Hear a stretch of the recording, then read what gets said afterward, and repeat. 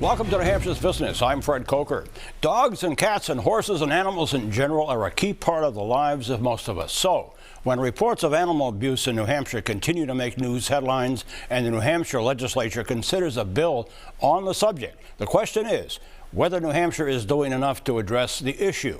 Here are some of the many animal abuse news stories that appear on the website of the Governor's Commission on the Humane Treatment of Animals. And here they are. Dog dies after being left in hot car. 27 dogs removed from home due to inhumane conditions. Cats found in a foreclosed home. Man charged with arson and animal cruelty. New Hampshire SPCA rescues a neglected dog living in squalors. Now, animal rights in New Hampshire. If a person negligently, I can say that, harms an animal, failing to provide shelter, water, or food, it's a misdemeanor. If a person purposely harms an animal, it's a felony. And so there's this now in the legislature currently in Concord. Animal Abuse Offender Registry proposal, House Bill 1505, would establish an animal abuse registry in the Department of Safety, where in the name of any person convicted of an animal abuse offense would be posted on its website. With me to brief us on this topic is veterinarian Jane Barlow-Roy of Concord, who is also on the Governor's Commission on the Humane Treatment of Animals and who represents New Hampshire at the American Veterinary Medical Association. Welcome. Thank you for having me today. Nice to have you here. How extensive is animal abuse in New Hampshire from where you sit? Well, it's a difficult question to answer because, in truth, we really don't know how truly extensive it is because of the reporting that people do or not do, cases going all the way to conviction, cases being pleaded down. So it's a really, really difficult answer to kind of get your head around. Is New Hampshire doing enough to address the issue? I mean, because you see it. We see it.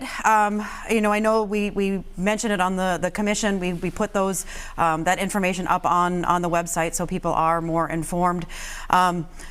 We do feel that, you know, maybe the crux of the issue is education. Education on all levels, from the public all the way up to our law enforcement, and just educating them on what is truly animal abuse, what rises to the level of animal abuse, and from there. As a veterinarian, what do you look for in an animal that might be abused? What do you specifically look for? Specifically, we look for, you know, animals that are maybe malnourished, right. Whether that's undernourished or overnourished, animals that have signs of injuries that are inflicted not from, you know, general day-to-day things, but things that are more intentful. And where does somebody report it if they think they have seen an animal who's been abused? Our biggest thing is report it to the police. The police can do much more that we can do. Reporting it to us, we get the help for the animal, but the law enforcement is really where we should be reporting to. And they come to you. In this session of the legislature, Jane, House Bill 1505 proposes, as you know, a registry in the Department of Safety to list those persons who are convicted of animal abuse, and it would be accessible to the public. The department is neutral on the idea. There's support from an animal control officer in Salem, but it's opposed by the American Society for the Prevention of Cruelty to Animals, saying it does little to protect animals and has unintended consequences. What say you? We see both sides of the issue.